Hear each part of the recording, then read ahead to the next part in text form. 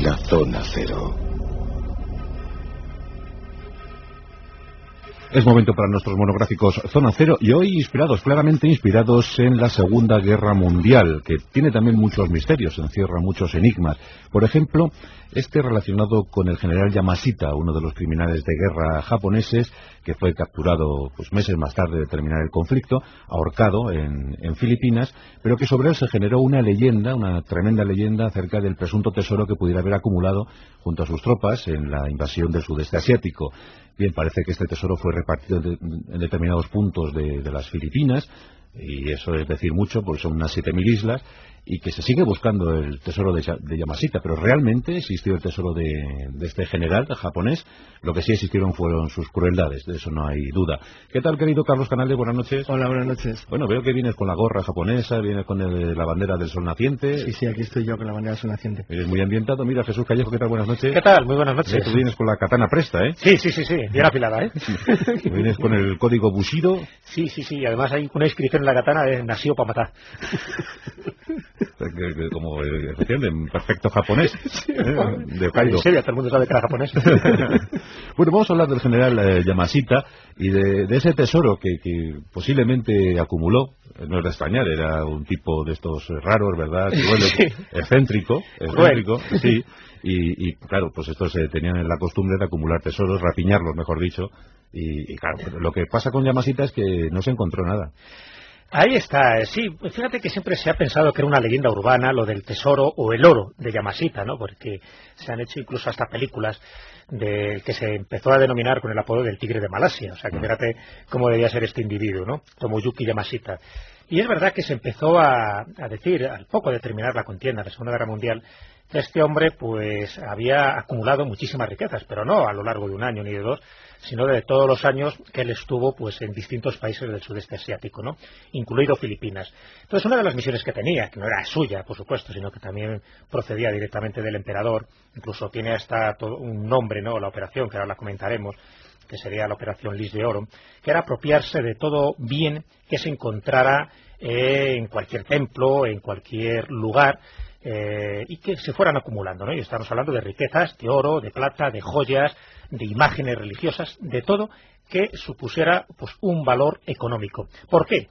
Porque no tenían muy claro que la guerra pudiera terminar en el 45, se podría prolongar, y incluso aunque se prolongara o se terminara incluso antes de lo que ellos tenían previsto, era como una especie de riqueza que les podría servir a ellos para reconstruir el país. Entonces, con esa idea básica es como empieza a surgir esa leyenda urbana, que no se sabía muy bien si tenía visos de credibilidad, hasta que posteriormente empiezan por lo que ocurre con estos casos, ¿no? Empiezan a surgir rumores de que realmente sí que encontró un tesoro que fue acumulando a base de expolios muchísimo dinero. Estamos hablando de una de las cifras incluso modestas de las que están barajando, estamos hablando de $1.000 millones, que sería el equivalente actual, y que lo fue enterrando en distintos lugares de Filipinas. Incluso se habla de 150 lugares, de los cuales algunos se han encontrado, se han localizado, y otros todavía están por localizar, y por eso, fíjate, incluso hoy día se siguen organizando expediciones, prácticamente todas clandestinas, porque el gobierno filipino nunca da autorización. Otra cosa es que Ferdinand Marcos, que ahora hablaremos, sí sabía la ubicación de algunos de esos escondites, pero incluso ahora, actualmente, se siguen buscando algunas de las ubicaciones, porque se sabe que todo ese tesoro que se presume que consiguió Yamashita no se ha podido localizar, no se ha alcanzado todavía. Una leyenda tremenda. Podemos incluir un pequeño anexo en este monográfico, Carlos, si te parece, sobre las leyendas generadas en torno a las unidades militares japonesas que no se rindieron, ¿verdad? Sí, porque como sabéis es una historia que no acaba nunca, porque el último caso se ha dado hace apenas unos meses. Y además es curioso porque por ubicación geográfica el lugar donde más ocurrido fue en Filipinas. Bueno, antes quería contar unas pequeñas cosas para complementar lo que ha narrado Jesús, sí. Y bueno, pues ayudar quizás un poquito también más a que los oyentes tengan una idea algo más clara de lo que significaba. Evidentemente es cierto, le llamaron el tigre de Malasia. Bueno, el primero era Sandokan, ¿no? Pero sí, este lo era de verdad. Estuvo en la mente de Emilio Él empezó a acumular, como ha dicho Jesús, las riquezas. También es importante también para que nuestros oyentes lo ubiquen, no en el año 41, es decir, durante el ataque a Pearl Harbor, sino que el proyecto que acaba de citar Jesús como operación secreta comenzó con la invasión de China en el año 1937. De esa manera, era más tiempo, con lo cual no nos referimos solamente a lo que se había encontrado en China y Manchuria, sino también a lo que posteriormente pudieron conseguir conseguir en Birmania, en Malasia, es decir, en las Indias, en lo que es Indonesia y en las propias Filipinas. O sea, 8 años de rapiña. Claro, de verdadera rapiña. Se sabe por lo que bueno, y luego veremos qué pistas se conducen de manera muy directa al tesoro, que aparte de lingotes de oro y de plata había obras de arte, piedras preciosas, antigüedades chinas, sedas, las cosas más bellas, hermosas y ricas que se podían encontrar en los templos. Que las pagodas fueron muy frecuentadas. Exacto, o en los grandes centros. Bueno, sí. En el caso de Filipinas se llegó incluso a hablar de saqueo de iglesias y catedrales cristianas. Es decir, bueno, era una especie de búsqueda sistemática de todo lo que podía significar riqueza que les pudiera permitir en el futuro salir mejor parados del desastre que se avecinaba. Una cuestión militar sobre Yamashita. Yamashita, cuando los americanos llegan, cuando MacArthur desembarca en el año 44 en Filipinas, los japoneses en Filipinas no se rindieron en ninguna parte.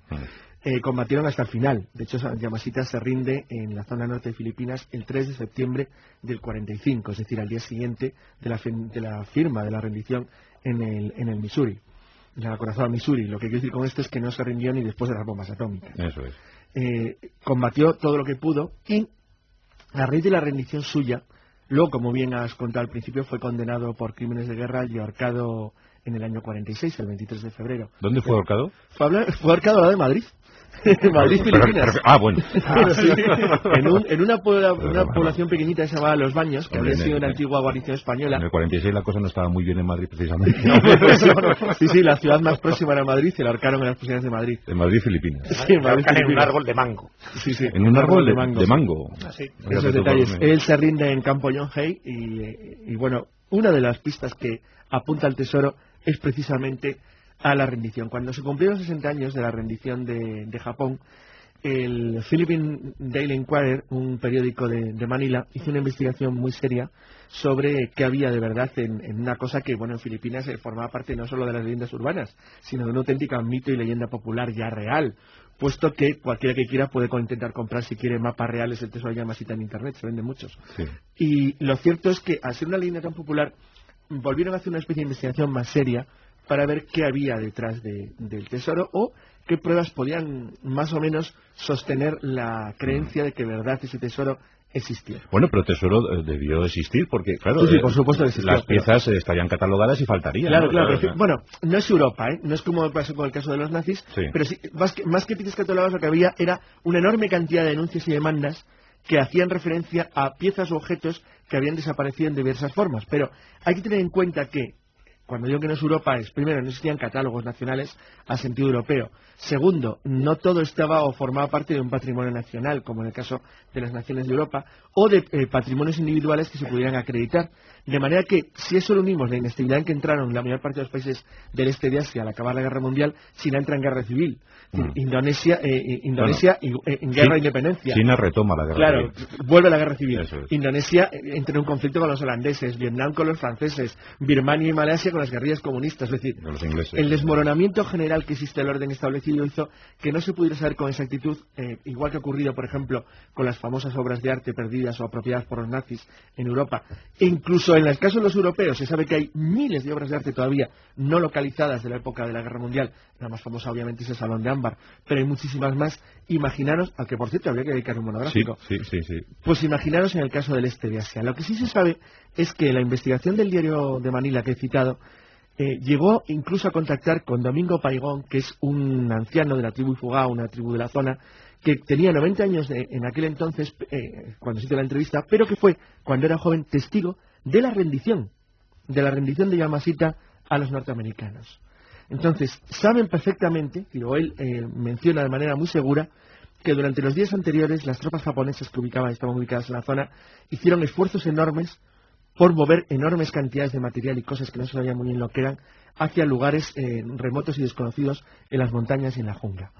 Hay que tener en cuenta que el interés japonés por mantener de alguna manera abierta la posibilidad de la guerra en Filipinas, por una razón quizás de protección a su propia isla, se mantuvo hasta muy el final de la Guerra Mundial, lo cual ha hecho ver, como luego veremos las pistas que hizo el tesoro, incluso una parte muy interesante, y es si una parte sustancial, lo más valioso, no quiero decir lo más pesado o grande, sino pequeños objetos muy valiosos hubieran podido ser enviados a Japón.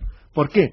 Porque todavía incluso en febrero de 1945 Los japoneses llegaron a hacer varios contraataques con paracaidistas contra campos aéreos norteamericanos en Filipinas, en un intento desesperado ya al final de la guerra de intentar evitar que los norteamericanos tuvieran puntos cercanos para bombardear el Japón. Pero igual que hicieron eso, aviones que partían de Filipinas podían haber alcanzado Japón perfectamente, con lo cual es posible que una parte, al menos sustancial del tesoro, acabara en Japón. Bueno, pues vamos a ver, después de lo de Leyte, después de la batalla del Golfo de Leyte, la verdad que aquello fue un auténtico pase militar para los norteamericanos, pero aún así tenemos aquí un tesoro, un presunto tesoro, Jesús, en el que hay miles y miles de elementos, de piezas, de 1.000 millones de dólares. 1.000 millones de dólares en oro, ¿eh? Y eso ya es difícil camuflarlo, ¿no? Es muy difícil camuflar, de hecho hay toda una conjura, esto sí que es una conspiración hecha y derecha.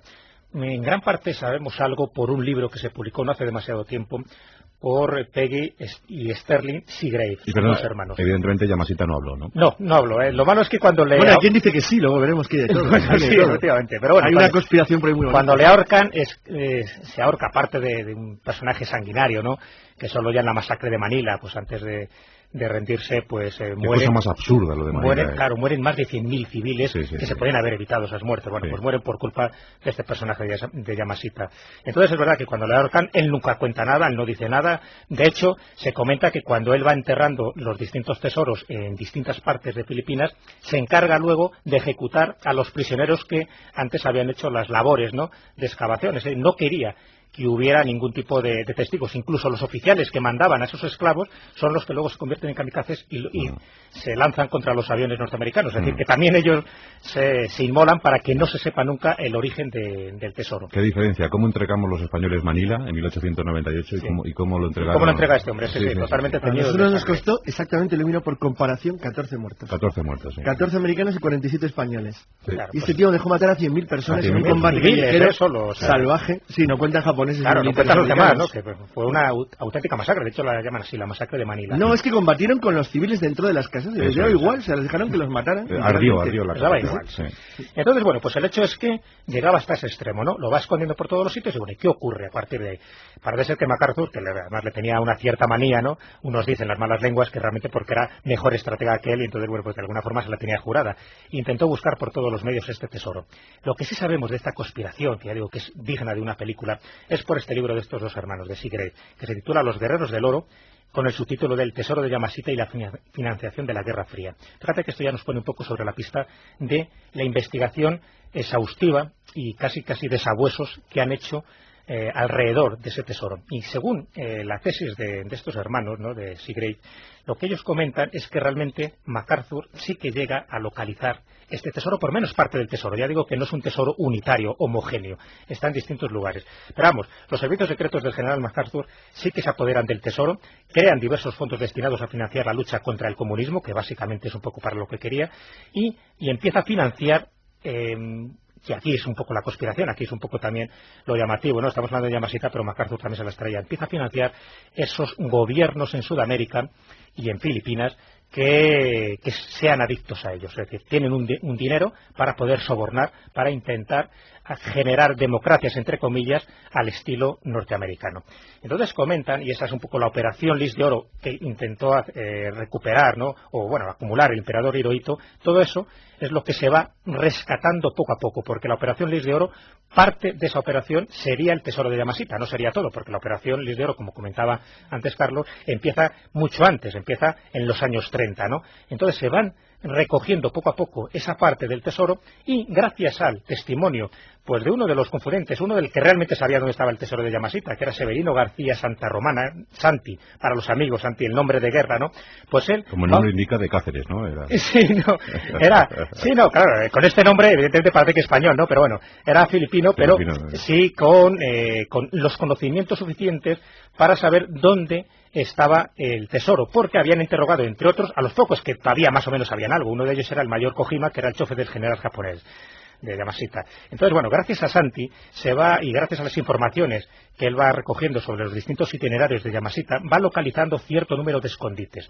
Así que Santi se convierte entonces en el guardián del tesoro de Yamashita y gracias a eso va consiguiendo información también MacArthur para saber dónde se va encontrando este dinero y lo va recaudando. Y de hecho se comenta que se crea a partir de ese momento, gracias a este dinero que se va recuperando, el Fondo de la Lucha contra el Comunismo, que lo bautizan Águila Negra. Bueno, pues ese Águila Negra, ese fondo contra la lucha del comunismo, y por lo tanto para poner también a dictadores muy de la órbita de Estados Unidos, pues se genera con este tesoro que, según la tesis de este libro que acabo de citar, es dispersado en 170 cuentas bancarias abiertas en 42 países diferentes. Es decir, se intenta ocultar el rastro. Por eso es lo curioso de este tesoro, que no solo ya tiene un misterio en el momento que es ocultado, sino que cuando se recupera en parte se hacen todos los intentos posibles, en este caso ahora por el gobierno norteamericano, para que también se disperse y se oculte. Pero llega a manos también, en parte, de Ferdinando Marcos, y él también hace de las suyas, y ahora comentamos. O sea que el tesoro de Yamashita puede estar en cualquier cuenta corriente suiza ahora mismo, o lo que queda de él, porque también vamos a decir que son 60 millones gastando, ¿no? Claro. Y luego parte pues en los zapatos, a lo mejor, de Imelda, ¿no? Imelda, iba a decir, la acusación filipina más importante, sobre todo después de la muerte de Marcos y del restablecimiento de la democracia en Filipinas, fue que parte del dinero del tesoro de Yamashita sirvió para financiar, controlado en cierto modo por los norteamericanos, pero sirvió para financiar a uno de sus hombres amigos, es decir, en concreto al dictador Ferdinand Marcos, durante el tiempo larguísimo que duró su oprobioso gobierno sobre las islas. Si esta teoría es cierta, y tiene muchos visos de serlo, no quiere decir con esto que se encontrara la totalidad de lo que Yamashita había enterrado, sino que por lo menos una parte sustancial le pudo ser revelada, bien porque le arrancaran hasta el último diente antes de ahorcarle, o bien porque alguno de sus confidentes o de sus secuaces más próximos confesara antes de verse enfrentado a una pena de cárcel muy larga o directamente a una pena de muerte. Lo que sí que es verdad es que parte no fue encontrado se sabe porque de vez en cuando en ciertos puntos de Filipinas se sigue localizando de vez en cuando tesoros suficientemente sorprendentes como para pensar que formaban parte de algo mayor.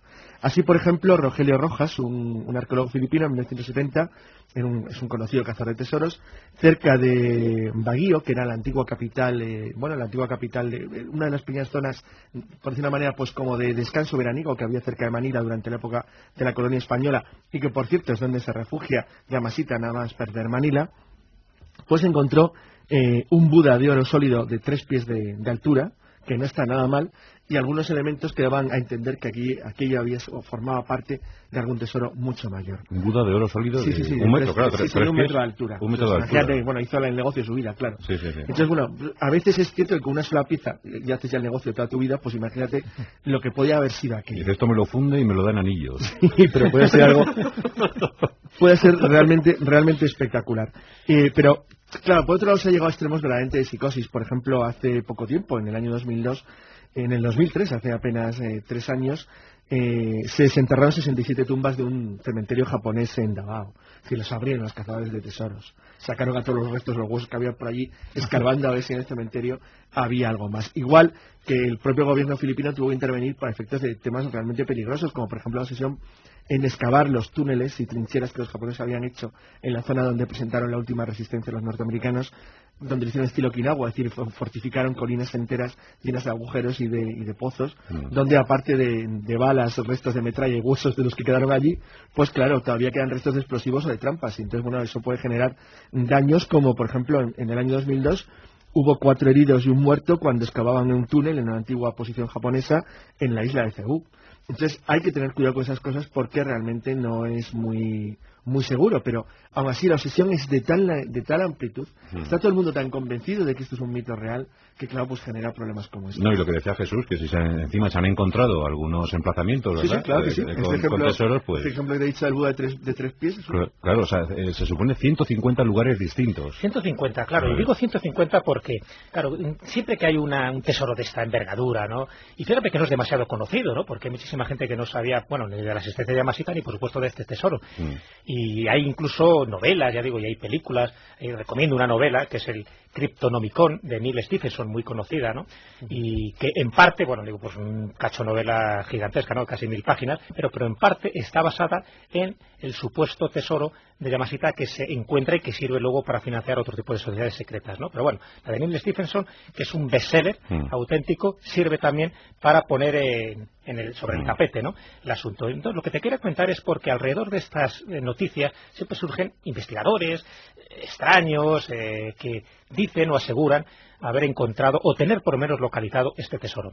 Y cito un caso que es de un investigador valenciano que en un periódico allí de Valencia, el Mercantil Levantino, del 18 de junio de 1995, llamado Alberto Canosa, este investigador, él comenta que sabe dónde están estos 150 emplazamientos del tesoro de Yamashita.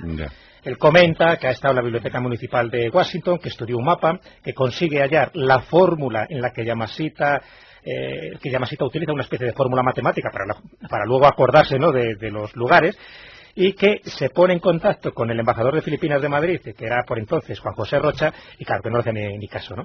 Y entonces, bueno, te lo comento un poco porque él sigue todavía, en el 2006 actualmente, insistiendo que sabe dónde están las ubicaciones de esos 150 lugares. Bueno, dice que ya no, ya 149, que hay uno que ya se ha encontrado, ¿no? Esos y otros. Esos y otros, efectivamente. Sí. Entonces, bueno, esto siempre se genera, ¿no? Se genera que haya muchos investigadores de este tipo que, lógicamente, sin aportar ninguna prueba, te van, bueno, pues eso, quieren asumir un poco la responsabilidad, con una buena financiación, evidentemente, la responsabilidad del hallazgo de estos tesoros, y que pasa el tiempo y, por supuesto, no lo encuentran.